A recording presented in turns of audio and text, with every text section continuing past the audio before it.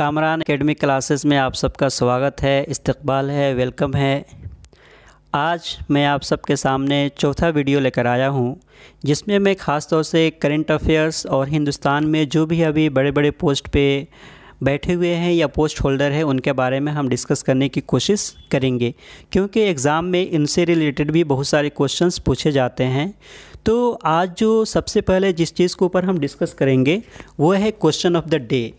जैसा कि previous video में मैंने डिस्कस किया था, आप सबसे पूछा था कि और ये भी बोला था कि कमेंट बॉक्स में उसका रिप्लाई भी करना है। वो ये है, when India will host the G20 summit, कि हिंदुस्तान G20 का समिट कब करेगा, होस्ट कब करेगा।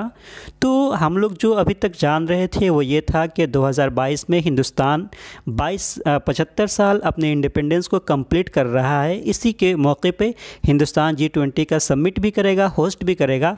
लेकिन सडन आज के न्यूज़पेपर में उसके बरअक्स देखने को मिला, और वो ये था कि अब हिंदुस्तान 2022 में न करके 2023 में G20 का होस्ट करेगा।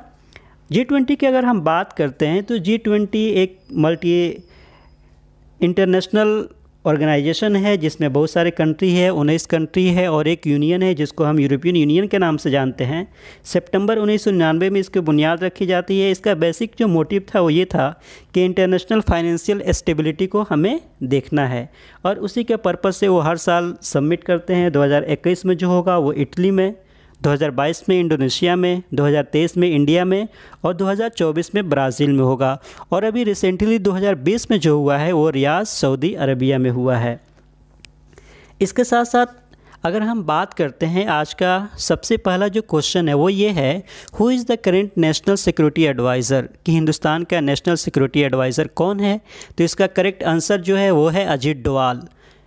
हिंदुस्तान के जो भी सेंट्रल गवर्नमेंट है, अगर उनको लगता है कि हिंदुस्तान में मिलिट्री के सिलसिले में कोई बहुत ज़्यादा परेशानी है या इंटरनल एग्रेशन या डिस्टर्बेंस वगैरह है, तो उस सूरत में कहीं ना कहीं वे NSA के एडवाइस लेते हैं। और NSA नेशनल सिक्योरिटी एडवाइज़र जो होते हैं वो आर्मी फील्ड से ही होते हैं और बहुत ज़्यादा एक्सपर्ट होते हैं। तो उनको हर चीज़ का आइडिया होता है कि कहाँ पे क्या करना है, हालात को हमें कैसे सामना करना है, कैसे टैकल करना है।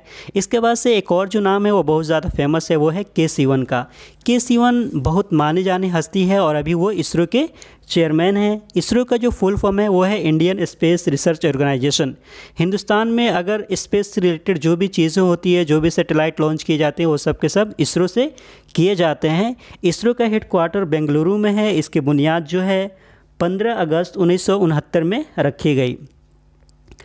के वेणुगोपाल जो है वो हिंदुस्तान के अटॉर्नी जनरल है, और उनकी जो जिम्मेदारी ये होती है कि गवर्नमेंट ऑफ इंडिया यानी कि सेंट्रल गवर्नमेंट के जो भी केसेस वगैरह होते हैं या जो भी चीज़ें होती है तो वो सेंट्रल गवर्नमेंट को डिफेंड करते हैं। और गवर्नमेंट के तरफ से सबसे हाईएस्ट जो जुडिशरी का जो पोस्ट होता है वो के वेणुगोपाल है, जिनको हम अटॉर्नी जनरल के नाम से जाना जाता है। और सेकेंड जो है वो है तुषार मेहता, जो अभी सॉलिसिटर जनरल ऑफ इंडिया है।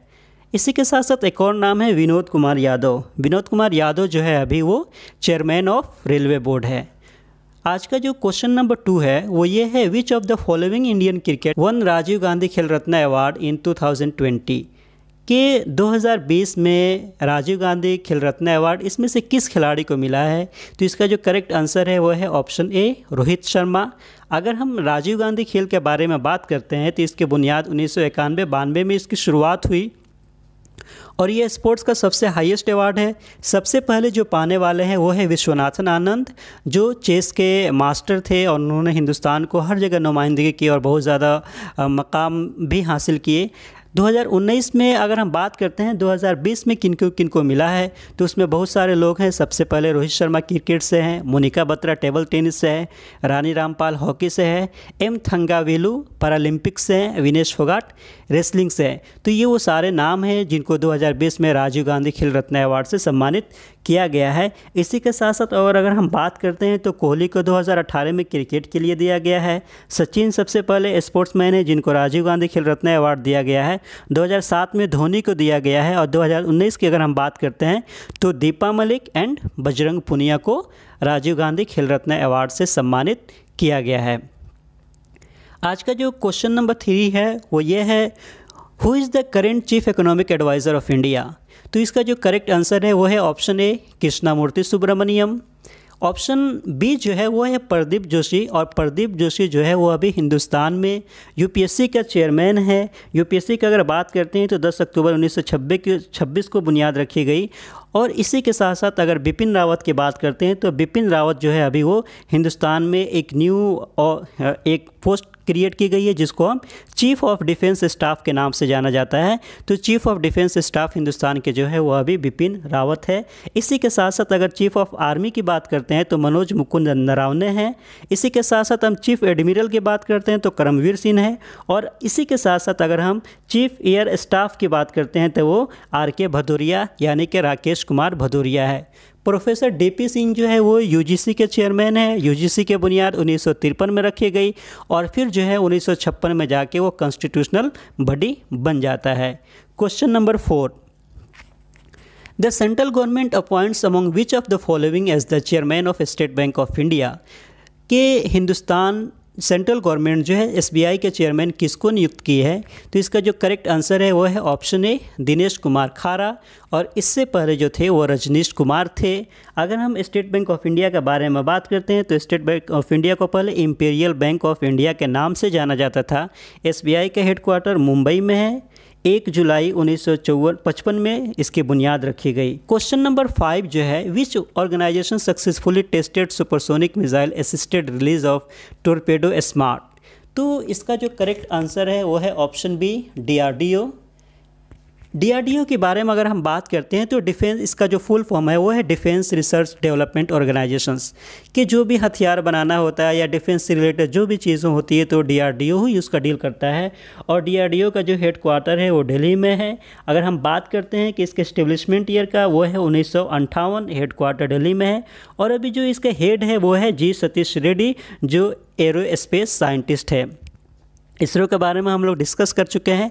HAL जो है वो हिंदुस्तान एरोनॉटिक्स लिमिटेड है, जो ख़ास तौर से जो भी यहाँ पे जो भी हम अगर बात करते हैं कि फ़ाइटर या जेट प्लेन वगैरह का बनाने की जिम्मेदारी दी गई थी हिंदुस्तान एरोनॉटिक्स लिमिटेड को। तो हिंदुस्तान एरोनॉटिक्स लिमिटेड की जो बुनियाद रखी गई थी 1940 में। हेडक्वार्टर जो है वो बेंगलुरु में है। Question number 6, when Bharatiya Janata party was establish, के हिंदुस्तान में भारतीय जनता पार्टी की बुनियाद कब रखी गई? तो इसका जो करेक्ट आंसर है वो है ऑप्शन ए 1980। और सबसे पहले जो चेयरमैन थे या प्रेसिडेंट थे वो थे अटल बिहारी वाजपेयी। और अभी रिसेंट की अगर हम बात करते हैं तो अभी JP नड्डा है, जयप्रकाश नड्डा इसके चेयरमैन है। 6 अप्रैल 1980 में बीजेपी की बुनियाद रखी गई। 1984 में BSP बहुजन समाज पार्टी की बुनियाद रखी गई और इसके जो फाउंडर थे वो थे मान्यवर कांशीराम जी। 1992 में SP की बुनियाद रखी गई और 1997 में RJD के सुप्रीम प्रसाद यादव के ज़रिए से RJD की बुनियाद रखी गई और RJD का जो फुल फॉर्म है वो है Rashtriya Janata Dal. Question number 7, who has been appointed as the new chairman of National School of Drama. तो हिंदुस्तान में अभी जो नेशनल स्कूल ऑफ ड्रामा है उसके हेड कौन है, चेयरमैन कौन है? तो इसका जो करेक्ट आंसर है वो है ऑप्शन ए परेश रावल। और अगर हम नेशनल स्कूल ऑफ ड्रामा की बात करते हैं तो national School of drama Hindustan के बॉलीवुड में जितने भी बड़े बड़े लोग हैं कहीं ना कहीं उनका एसोसिएशन या नेशनल स्कूल ऑफ ड्रामा से पढ़कर वो जाते हैं। इसका जो हेड क्वार्टर या जो NSD जो है नेशनल स्कूल ऑफ ड्रामा वो दिल्ली में है। पहले ये संगीत नाटक एकेडमी के तहत ही आता था, लेकिन 1975 से NSD as a independent work कर रहा है। Question number 8, FIFA World Cup 2022 will be held in which country. FIFA World Cup 2022 जो है कहाँ पे होस्ट करेगा, होस्ट करने वाला कंट्री कौन है? तो इसका जो करेक्ट आंसर है वो है ऑप्शन बी कतर। अगर 2018 की बात करते हैं तो रशिया ने किया था। और अगर इसी के साथ साथ और जो इसमें नाम है वो है इंग्लैंड। इंग्लैंड में 2022 में होने वाला कॉमनवेल्थ गेम बर्मिंघम, इंग्लैंड का जो शहर है बर्मिंघम, वहाँ पे कॉमनवेल्थ गेम होगा। जापान जो 2020 में बात करते हैं हम ओलंपिक को होस्ट करने वाला था, लेकिन उसको कहीं ना कहीं कोरोना वायरस की वजह से रीशेड्यूल करके 2021 में कर दिया गया है। और इसी के साथ साथ अगर हम एशियन गेम्स के बारे में बात करते हैं तो चाइना 2022 में और चाइना के ग्वांगझू जो शहर है वो होस्ट करेगा।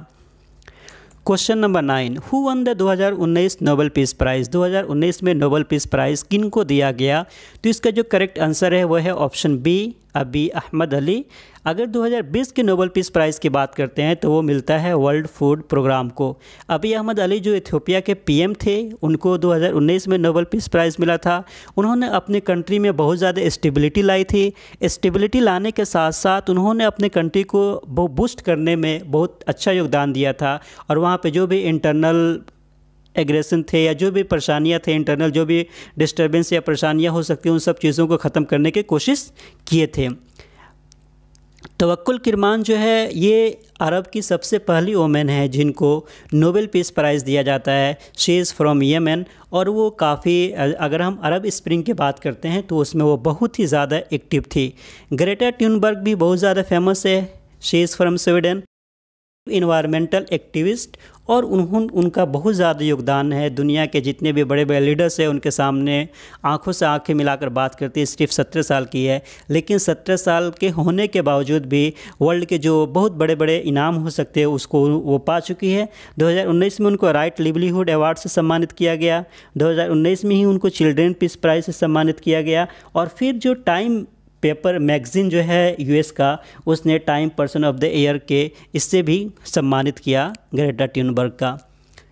Question number 10, the first anniversary of the creation of which union territory was observe on August 5। कि वो किस इसमें से कौन ऐसा यूनियन टेरिटरी है जिसका सबसे पहला क्रिएशन होता है यूनियन टेरिटरी के तौर पे, और उसका सबसे पहला जो है एनिवर्सरी सेलिब्रेट किया जाता है 5 अगस्त का।